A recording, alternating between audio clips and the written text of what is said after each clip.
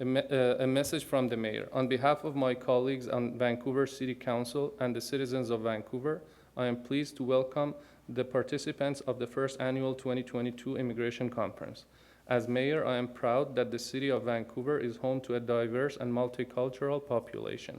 Vancouver is a destination city for so many new immigrants, many of whom contribute so vibrantly to the culture and economics of the city. There are many educational, cultural, and recreational activities to complement the restaurants, shopping, and entertainment opportunities in our multicultural city.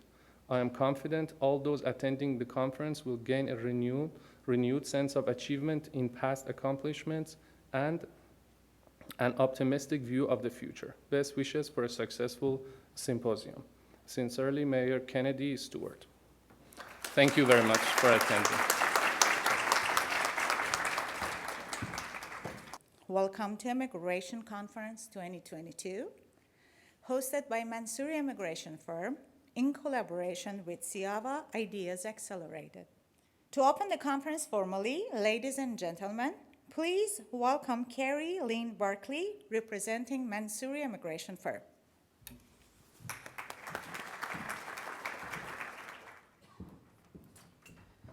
All right, thank you for the introduction, and good morning to everyone on the day of the Great Rogers outage. So, fortunately, I had my notes already open. A little bit of background about Mansouri Immigration Firm. The firm initially started in 2014 in Ottawa, and subsequently moved the main office to Vancouver, BC in 2016. We are a boutique immigration firm offering a wide variety of immigration services. We have dealt with extremely complex cases, including different inadmissibility cases, as well as various appeals. So from all of the branches at the Immigration Refugee Board to procedural fairness complications at the federal court, and as is appropriate for the subject matter this morning, we also handle significant business class applications. Our practitioners are all licensed by the Law Society of Ontario and the College of Immigration and Citizenship Consultants. Our firm is built on an ethical and professional practice. We make client relationships a priority while upholding the strict rules of our professions and following immigration legislation and regulations. We offer a service that includes absolute transparency and honesty through the immigration process. Today, we are proud to say that more than 80% of our clients come from referrals. Over the years, we've maintained our commitment to community support and paid special attention to pro bono cases, as well as the education of students and newly licensed practitioners, together with positive involvement with the regulatory bodies. We offer a wide range of business-related immigration services, and we will be covering a few of those pathways in today's presentation. Now, before I start talking about those, I'm going to talk a little bit about the background for Canadian immigration. So, immigrants contribute to our economy, and the strength of Canada's economy is measured in part by the number of people working. So that's known as our labor force, and our labor force pays taxes and funds our public services, like our famous healthcare system. Thanks to immigration, Canada's labor force continues to grow by a small amount every year. If it weren't for immigration, employers would have trouble finding qualified workers. Canadians are living longer and having fewer children.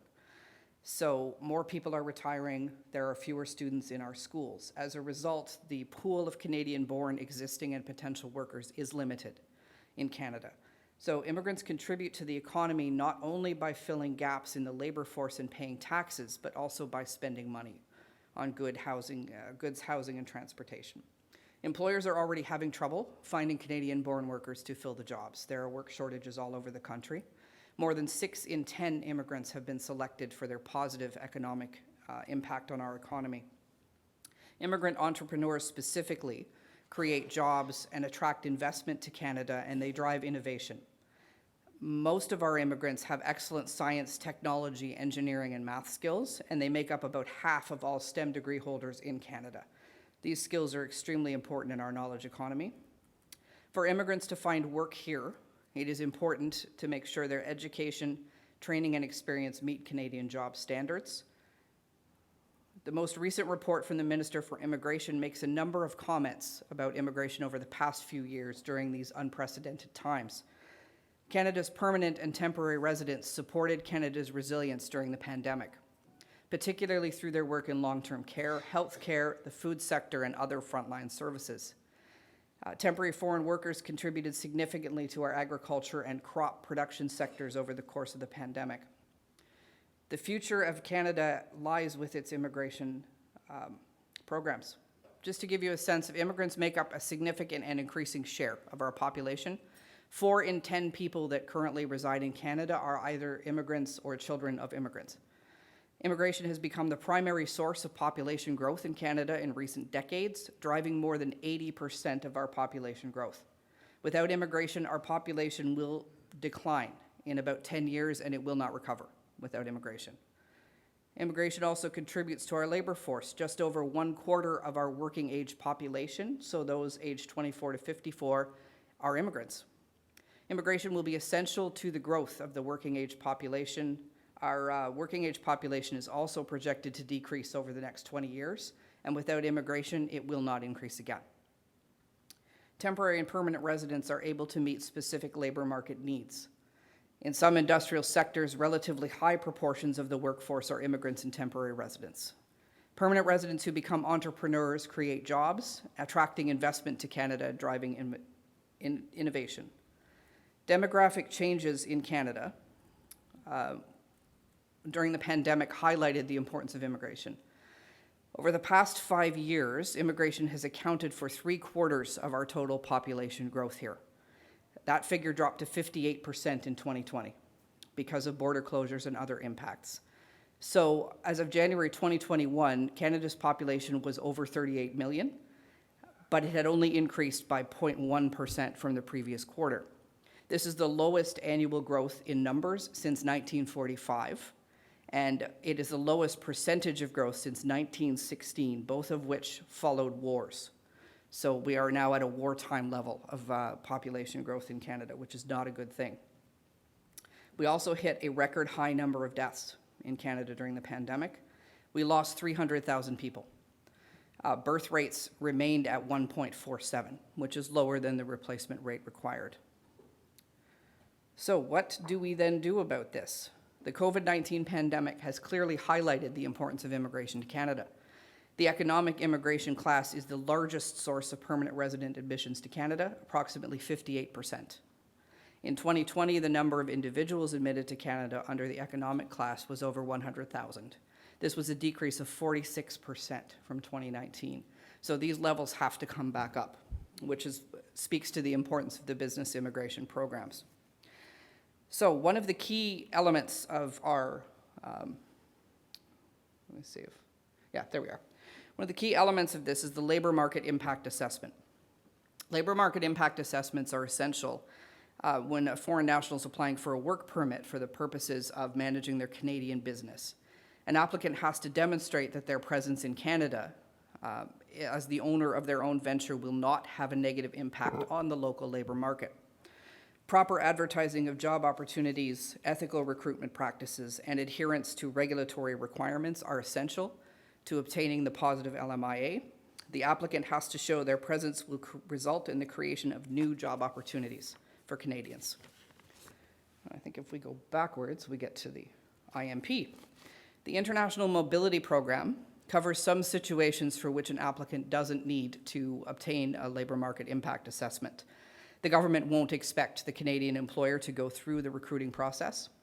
Different trade agreements and workforce treaties with various countries, as well as humanitarian causes, are among these classes. So there are 2 very popular ones that cover a situation where a new business wants to offer a managerial or specialty position to a manager. The first is the C11 work permit category. This category is designed for self-employed persons and entrepreneurs who want to come here to run their own business. They must hold ownership and control of the business to qualify. Many of these applicants also have parallel applications for permanent residency, and we'll get to those in a minute. Circumstances create what is called a dual intent situation from an immigration perspective. So they're coming as a temporary resident, but they intend to eventually apply for permanent residence. That is fine. That is acceptable under our immigration law. What's key is that they show a willingness to do whatever their permit suggests. So if it's over, they have to return home, and if they obtain permanent residence, they don't. So,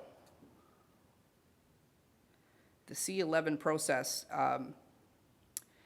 they look at whether or not the person coming on a temporary basis to operate their own business is going to generate economic, social, or cultural benefits or opportunities for Canadians or permanent residents. Benefits to Canadian clients as well can also be considered in the case, especially if there's a unique service being offered. So factors in significant benefit: is the work going to create a viable business that will benefit Canadian or permanent resident workers or provide economic stimulus? Does the applicant have a particular background or skills that will improve the viability of the business? Is there a business plan that shows key steps in the process? Have they taken steps to activate their business plan? Indicators of a significant benefit will include job creation, also development in regional or remote settings, or expansion of export markets for Canadian products and services. Advancement of Canadian industry, like technological development, is also really important. The degree of ownership: the issuance of work permits for entrepreneurs are going to be considered when the applicant has a controlling interest in the business. Next is the C12 process. C12 is a situation where the proposed business is an affiliate or subsidiary of a foreign business that already exists, and they want to send one of their managers here or skilled staff to temporarily work in the Canadian business. This is where the intra-company transfer is a good idea. The applicant has to currently be employed or work in a parent subsidiary, branch, or affiliate of the enterprise that initially employs them. They have to be transferring to one that has a qualifying relationship. So they have to actually have relationships to each other, the foreign company and the Canadian company. The individual should be transferring to an executive, senior managerial, or specialized knowledge role. So that's an important key as well for the C12 process. Next, we have entrepreneurship and permanent residence. The provincial nominee programs, which is PNP for short. Permanent residency through entrepreneurship: the federal government has assigned the due diligence and screening process to the provinces and territories themselves. So each province and territory has their own unique screening process, and they decide who they will be admitting to their province based on their local needs. So once the provincial nominee program is satisfied with the applicant and their business plan, they support the applicant to obtain a temporary work permit, which enables them to come to Canada and start their business with their families. The program is for workers who have skills, education, and work experience to contribute to the economy in a specific province or territory. They have to want to live in that province and become permanent residents of Canada. Now, each province has its own streams, so their own immigration programs that target certain groups. In a program stream, provinces and territories may target students, business people, skilled or semi-skilled workers, depending on the needs of that province. How an individual applies depends on the application process in that province. And this is where it's really key to have professional immigration advice before you undertake applying to one of these programs. So, using British Columbia's PNP programs as an example. BC has a critical need for healthcare workers and early childhood educators.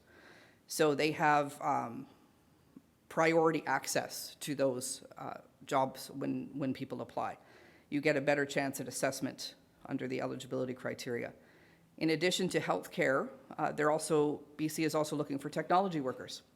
So they are looking for the ability to recruit and retain international talent in tech occupations when they don't have local workers. Over the time since its inception in 2017, BC's PNP has supported 6,000 tech workers to be nominated for permanent residence here. So the key features are that you need to qualify under each province's program in order to apply. So there's a two-stage: you apply in the province and then you apply federally to enter Canada. So the startup visa is the next one. This is a very popular program, and it has a very, very good reputation because of its success. So the goal of this program is to invite people who have an innovative business that is going to contribute to our economy. And they can apply for immigration to Canada after getting support from one designated entity. A designated entity, and you'll hear from a few of them today, are in charge of verifying funds and supporting the business through the process. Designated entities include venture capitalists, angel investors, and business incubators. Several of the minister's annual reports to Canadian Parliament, which are made every year, show that many highly successful businesses have been among these startups. So these new businesses are sort of on the cutting edge of what keeps Canada on a global stage. Now, to qualify, you have to have a qualifying business. So the applicants have to own 10% or more of the voting rights attached to all shares, and I'll talk about shares in a minute. At the time the individual receives their permanent residence, they have to be providing active and ongoing management of this business. That has to be the point of them immigrating. An essential part of the operations of the business has to happen in Canada. The business must be incorporated in Canada, not necessarily federally, but incorporated in Canada. A letter of support is required from one of these designated entities, and they'll tell you more themselves about how one goes about that process. The process to pitch your idea is different for each organization, and each organization has its own individual requirements. After that, applicants have to meet the language requirements. So the ability to work in English or French or both will help your business succeed in Canada. Language tests have to be obtained from an approved agency, and they will evaluate speaking, reading, listening, and writing. And the language requirements are essential. And money. You have to have enough money to settle. The government is not giving financial support to new businesses. It barely gives financial support to Canadians and permanent residents, so that's important. There has to be proof of funds. The individual has to have the money to support themselves. It can't be borrowed from another person, so the applicant has to have the money. The amount that's needed depends on the size of the family, and these amounts are updated every year. All right, so the law, which is my area. Different business structures in Canada. There are 3 business structures common to most provinces and territories, but only one of them is really significant to business immigration, so I'm going to speak very briefly about the other 2. The first and most common is the sole proprietorship, which is a one-owner business. It requires the business owner to be in Canada to set up shop. The owner and the business are one and the same. Sole proprietorship is the easiest to create and the easiest to sell, but it's also the most risky because you and the business are one and the same. Business gets sued, you lose your personal assets. The next common form is partnership, where 2 or more people set up a business together with a view to a profit. They don't actually have to make a profit, they just have to have tried to. That's the point of a partnership. The downside here, again, is unlimited liability. So limited liability partnerships are only available in the professions, and limited partners can easily lose their limited status by taking too much of a role in the management of a partnership. It is an inherently risky thing to do. We call most partnerships firms. They're simply a contractual arrangement by which the parties set out their obligations to each other. The downside is the courts do not care what your arrangement is. They care who you hurt. So you can be responsible for the activities of your fellow partners. They're responsible for anything that happens in the business. Joint ventures are also another type of partnership. It's a contractual arrangement. The purpose of it is it's for a limited purpose. So like ordinary partnerships, a joint venture can be an individual, a corporation, or a partnership. Joint ventures are limited time, so they're usually large construction projects or special events are done jointly by different groups. It's a way of pooling resources amongst organizations so that one individual organization is not footing the whole bill. Now, incorporation. This is the one that is most common for business structures in Canada. Corporations are separate legal entities from shareholders. Corporations are run by people called directors. Directors are chosen by shareholders. Shareholders are technically the owners of the corporation, though not really.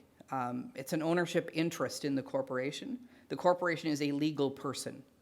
Obviously, it doesn't have a brain, so people have to do things for it, but it is considered a person legally. which is a little confusing, but that's just how we do it. We inherited this from England. So directors and shareholders can be the same people in a small business corporation, and in fact, they often are. It gives owners and the shareholders and directors, if they're the same people, they don't have to worry about conflicts amongst themselves. Corporations are quite expensive to start compared to the other types of business arrangement, but are very flexible in terms of ownership structure. A corporation in BC and Ontario BC or Ontario, doesn't require any percentage of the directors to be resident Canadians. So nobody has to be here when the corporation is set up.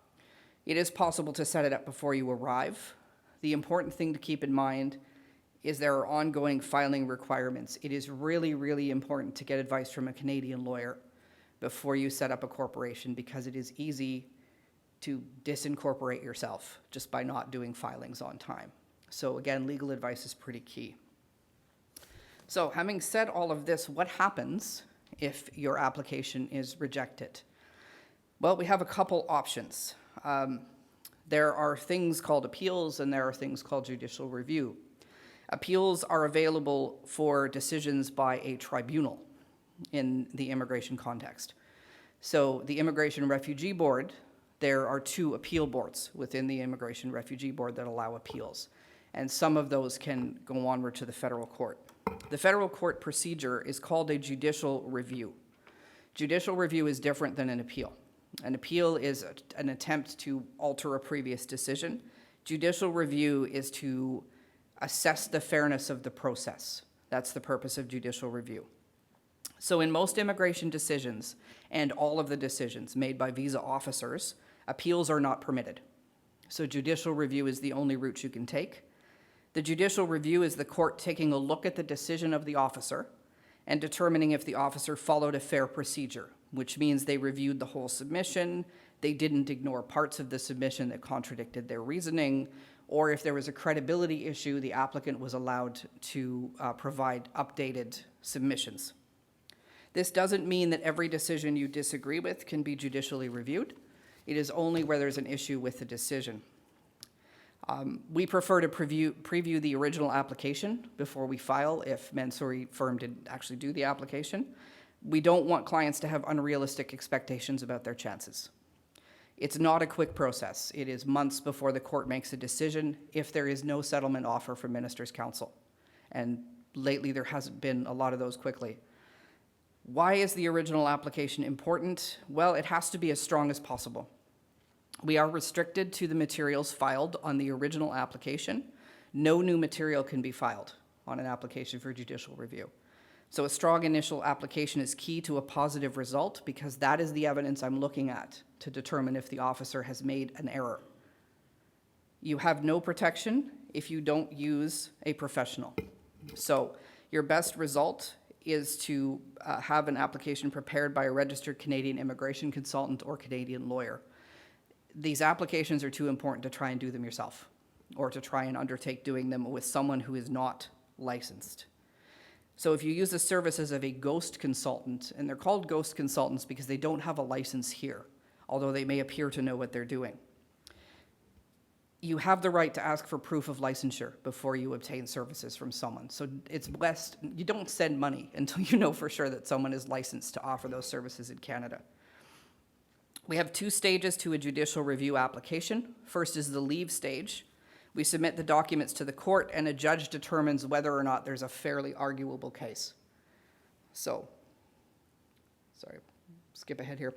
All right. If the judge believes there is a fairly arguable case, they require immigration to provide all of the documents on file, and then they will schedule a hearing. If the judge does not believe there's a fairly arguable case, they dismiss the application and there is no right of appeal. So again, it is really, really key that the initial application be very, very good in order to ground the judicial review application. The case law is clear that the court will not reweigh the evidence and it will not interfere with an officer's decision unless it is clear they did not consider evidence that they should have. So, what do we do if it's taking too long? Well, there's another application you can make to the federal court when immigration has not made a decision in a reasonable time. The one caveat I have to offer you is that no decisions are made in a reasonable amount of time right now. Immigration has ground to a halt for some reason, so they're being very, very difficult. But the reality is Canadian law requires a decision be made when an application is done. So if you've made the application, you are entitled to a decision. There are also 2 stages for this application. The lawyer in charge of the file has to contact immigration to see what the holdup is. If there's no response, or if the response is nonsense, the lawyer then advises that resort will be had to the federal court if a decision is not made. An attempt by an applicant to force a response from immigration doesn't count as one of these inquiries, so it is important that a lawyer be retained to make these, to make the litigation threat as such as it is. I prefer to be clear with clients that if the initial contacts do not get a response, we are going to court. I'm not going to make an idle threat. If I've threatened immigration with federal court, then we go to federal court. There's no 2 ways about that. So all of this today, and I think that's the end of my slides, should emphasize the importance of a good advisor to help you navigate this whole system. And when you, along with what you hear for the rest of the day, there's no substitute for quality legal advice when you're engaging in an immigration process.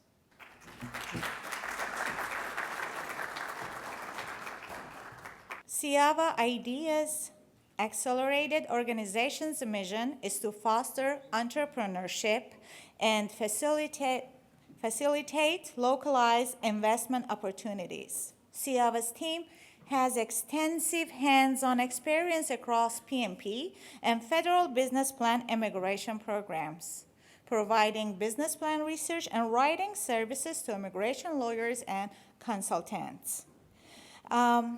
I would like to ask Mr. Jason Ruberstein to come over here. As I say, it's easier for me to say it in German. Good morning, everyone. Thank you very much for the introduction. So as she mentioned, my name is Jason Rubenstein. I am an RCIC, and I'm with CIAVA Ideas Accelerated. So we are a business incubator specializing in planning, researching, and developing businesses for immigration streams. Our expertise in preparing applications, and the business plan submissions for applications for IMP, LMIA owner-operator, PNP entrepreneur, and the SUV program is based in years earned experience. As you will see, we develop business ideas for immigration around people.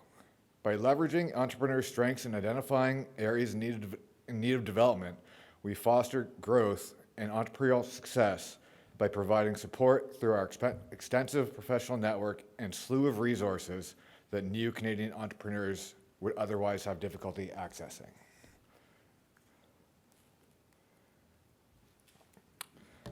So today we're going to talk about business concept and business plan writing, feasibility studies, financial projection planning, business consulting, and startup steps. A critical aspect of all Canadian business entrepreneur applications is the initial business idea. This is the seed from which business concepts and business plan submissions are generated. It is these documents that will allow the applicant to come to Canada and be successful in their newly established business. An often overlooked key to success in entrepreneur applications is matching the applicant's experience and education to a gap or need in the Canadian marketplace. This is our strength. By focusing on developing business around people, we differentiate ourselves from other service providers in the market. So just to speak more about business idea development, not sure what happened to that slide. So we analyze each business through the lens of the Canadian marketplace coupled with a targeted immigration stream. We can provide pointed suggestions on how to maximize points allocation for that stream. These analytics go hand in hand with our market-driven data suggestions to improve the appeal of the business for the Canadian market. Following a successful business concept, a conceptual and practical business plan will be prepared to demonstrate the business roadmap. Our business plan writing services emphasize the market demands and are realistic while remaining accurate and relevant to market conditions. When writing effective business plans, input from the entrepreneur is vital. That is why we offer unlimited pre-submission revisions on all of our business concepts and plans. Feasibility studies. Businesses must thoroughly assess the potential risks before embarking on a new project. A feasibility study will help an organization understand the risks and enable them to make calculated decisions. Feasibility studies can determine the viability of the company's plans in terms of competition, potential revenue, and operational impacts. Our feasibility studies are compiled using scientific evidence from specific target markets, industry sectors, and business strategies. Our professional team at Siava will support the business by providing a practical financial plan through considering SMART goals. The best way to handle business challenges is to seek expert and professional advice. We aim to provide all companies with essential and auxiliary assistance on a constant or on-demand basis. We are confident that we will provide valuable insights and guidance to help your company thrive as much as possible. We will work hands-on with you to improve your business operations as required. So Siava has developed a unique program for entrepreneurs and innovators seeking to start or expand their business in Canada. The program is designed to develop strategies that will maximize the chances of success for foreign entrepreneurs seeking to immigrate to Canada under a PNP or the Startup Visa nomination stream, or Startup Visa immigration stream. So it starts with idea development, market validation, product description, pitch deck and business plan as per the DI's requirements, financial planning, finally a presentation to the designated incubator, feedback loop, final presentation, and letter of support. So we have the idea development loop again, letter of support idea, further development, market validation, product description, pitch deck and business plan, and then financial planning. After letter of support, so we do continue to provide service after letter of support to maximize the chance of business success. This includes progress check meetings, patent and trademark consultations, website and social networking development, consultation networking, and mentorship. Now I'd like to invite Hamed to take some questions as well. Thank you. All the participants, all the presenters, and people who are joining us virtually through different platforms, social media. Sorry about the internet outage. It's not in our hands, so we can't do anything about it. We take some questions if we have questions online. Thank you for the presentation and going over the steps. It would be great if you can quickly give us an example of a case that what happened, what kind of business, and the process, so it make it easy to understand. About the startup. Okay, so we can cover what we do as in Siava, and we can cover what an ideal startup program can do here. As Jason mentioned, it needs to be innovative. So if for example you have an idea, and you think that is very innovative, and you can compete on a national scale, because everything happens here, we have to eventually take it to the States. So we need a bigger market, so it needs to be like on a scale, on a level that is feasible to compete on that level of competition and market. It needs to be, it needs to technically have what we can say, technology, something new, something beside it, like a traditional business.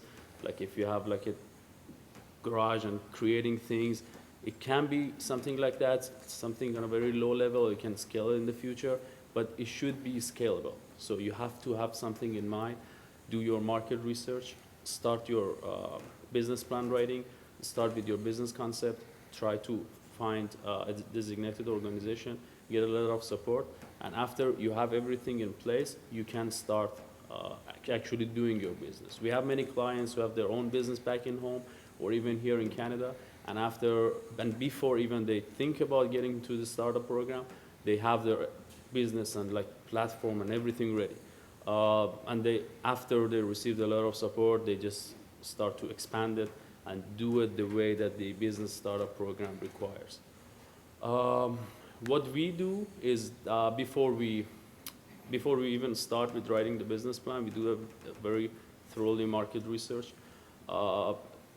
Actually, the idea is to get out and talk to people, talk to the customers, and get their opinion, because whatever we have in mind, it's not like 100% accurate, so we have to talk to people. Because of COVID, for the past 2 years, we couldn't do that, so we try to do everything online, talk to people, do a survey, everything through like media, social media, or just internet.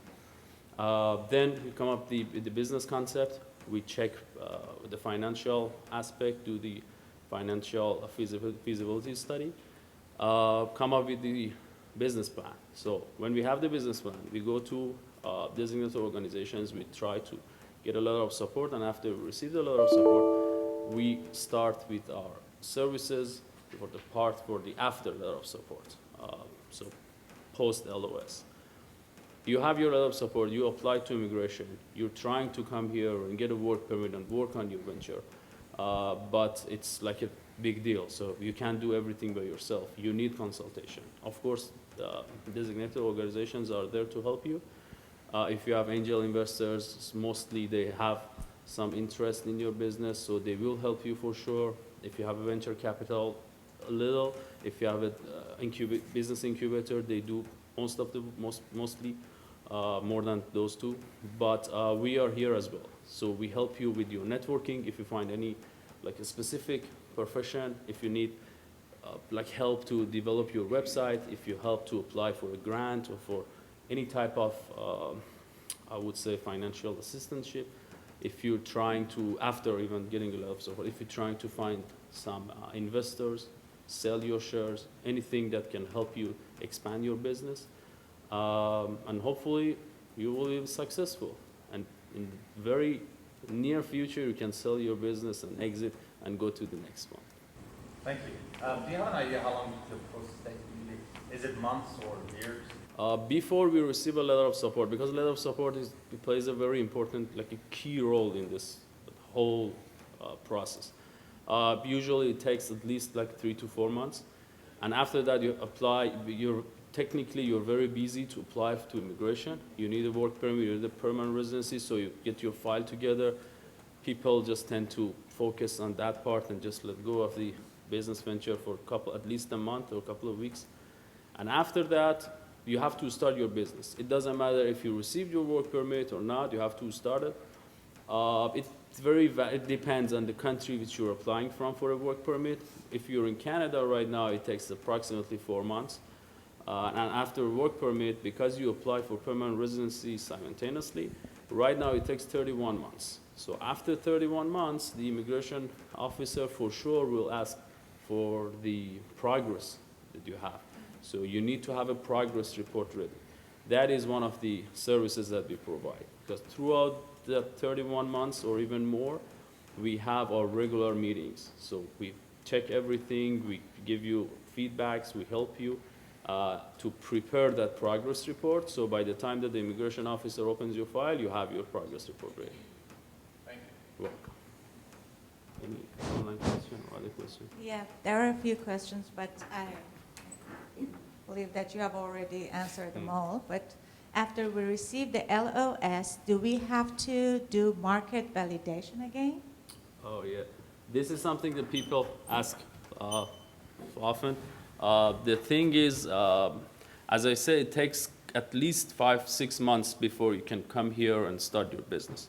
So many of the aspects that you cover in your market validation and market research at the beginning may change. We have had several examples of the businesses that we try to run, and by the time that everything was ready, someone else started that bigger and better.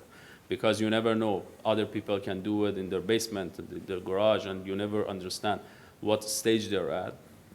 So it's very important. After you receive your letter of support, you have to do the market research again. It's a very ongoing process. All the time, it's a very ever evolving. So you have to change, you have to do the survey again, you have to do the research again, you have to talk to your customers. If you see that one aspect of your business doesn't work out, so you have to change it. You have to adapt yourself with the market, the future market, let's say. Yeah, the key is to develop a successful business. So if that requires pivoting the idea into a different sector or your related product, whatever the business is, you have to be willing to undertake that. I don't have a question, it's more of a comment. I think I can speak on behalf of all the incubators here and accelerators to the applicants. Do not try to write your own business plans. Personally, I've received gray hairs from reviewing business plans that are not written by professionals. It's just not worth it. You don't want to take that risk with your application. And typically, innovators are generally broadly focused. So when it comes to writing a business plan, they really don't want to get into all those details, which is critical when you, as a reader, you're trying to understand what is this idea about. So please do not try to write your own business plans. That's right, that's right. Yeah, we have had that, like actually a couple of times we had problems with people. Usually when they're startup applicants, they are very specialized in specific like sector. They're like very professional in tech and medicine, and they have their own specialty. But when it comes to business plan, because let's face it, you have like, for startup visa program, you have 4 different areas that you need to cover. You need to be expert in your own business. So for example, if it's like an AI app, you need to be professional in AI. You need to know how the process works. So how to get your permanent residency through that profession that you have. You need to do a great market research, and you need to come up with a professional business plan. So these are all different. So if you know AI, if you're like a doctor of medicine, and you have an idea, you don't know how to sell it. That's a tricky part. That's something else. So yeah, as Noah mentioned, we need to cover all that. Yeah.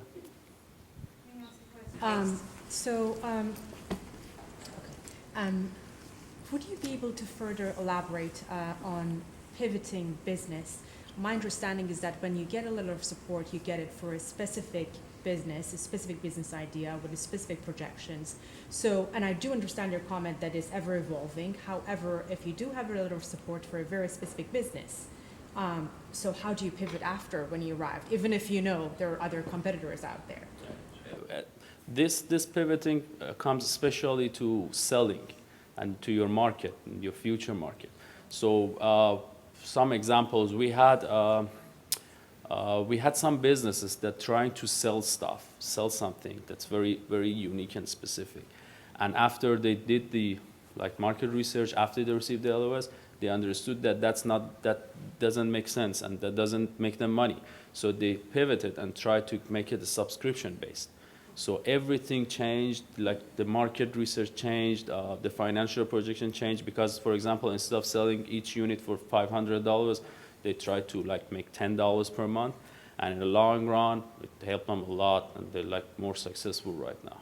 So pivoting in terms of market strategy rather than the business idea itself. Of course, yeah. Okay, and then my second question would be, so we do understand that when basically the prospective business owners come here to develop their business, they would face many hurdles, but we do also understand that incubators are there to help them through. So I want to understand, where does Siava's service basically comes in? So what is there that the incubators won't do that you would expect step in to cover and do? What they wouldn't do that we will do. So technically, we're not just focused on startup.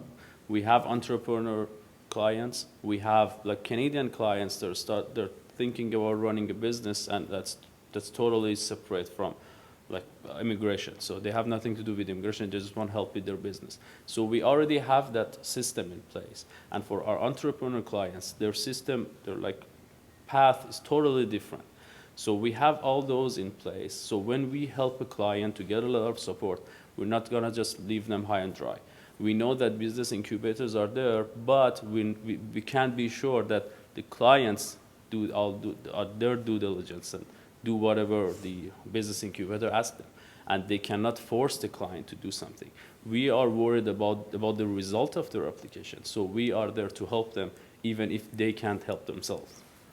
No, It's thank okay. you so much for clarifying. My question was pertaining mostly to the second part. So business plan is the first step for you to basically present and get the letter of support, but once they got it, they get the work visa, they are here. Now I wanted to know which areas would that, and then he perfectly clarified for me that basically they will make sure that the clients do what are exactly. told by the incubators, and basically you're there to That's get them a to do great their job. point Okay. that Yeah. you're pointing out. There is also this, I don't want to call it cultural aspect, but there is also this, the way people go about following up with their incubator, how punctual some people are. There might be applicants that are very specifically knowledgeable about what they're doing, about their business, they're passionate enough, but they're not punctual enough, or they don't know how to follow up with their incubator, or sometimes they don't even, they have trouble understanding what exactly is required of them, and you can only expect so much from an incubator. They have their own system in place. And we are here sort of like a tutor that helps the student understand or have a better interaction with their professor or with the university or whatnot. Sorry, I think it's not a technical question, but it's a very, and I believe it will come up later in the process. Will it be a package that you offer in terms of, all these services, or there are basically pieces that the client could purchase and, add on to? Both. Okay. Both. We're pretty flexible when it comes to the services that we offer to clients, especially for this matter after LOS. Some clients ask for our services on like an ongoing monthly basis. Sometimes they just have needs, specific needs. For instance, they have trouble doing their secondary market validation. They need our help in terms of like reaching out to people, talking to industry players, or there can be times where they need help going about finding investors, better investors, or like more broader investors. So anything for that matter that comes up, we're here to help. We don't force the clients to go on a monthly or on like an ongoing service package, but if this is something they want, we're happy to